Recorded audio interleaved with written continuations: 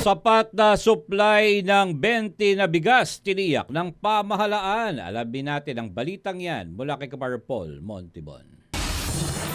Sapat ang supply ng bigas sa bansa. Ayon kay Agriculture Secretary Francisco Chu Laurel Jr., may sapat na inventaryo para sa mga nangangailangan ng murang bigas.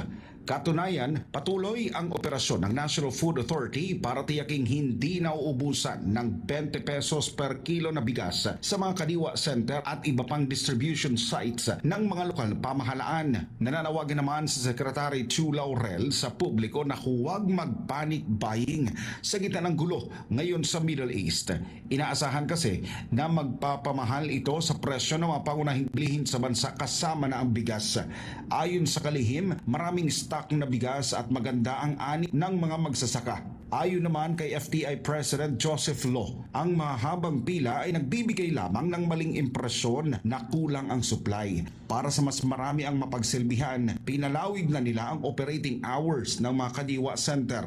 Gayunman, may limitasyon din ang kapasidad ng kanilang mga bodega, kaya may takdang dami lang ng tao ang pwedeng mapagserbihan bawat araw. Para iwas hoarding at maging patas sa lahat, nilimitahan ang pagbili sa 10 kilo kada araw para sa bawat benepisyaryo. Narito ang gabay sa dami ng pwedeng mabili bawat buwan. 30 kilo kada buwan para sa senior citizens, persons with disabilities, indigent families at solo parents. 10 kilo naman kada buwan para sa mga magsasaka, minimum wage earners at public transport workers. Muli namang nanawagan ang mga opisyal na maging disiplinado sa pagbili upang lahat ay makakuha ng murang bigas.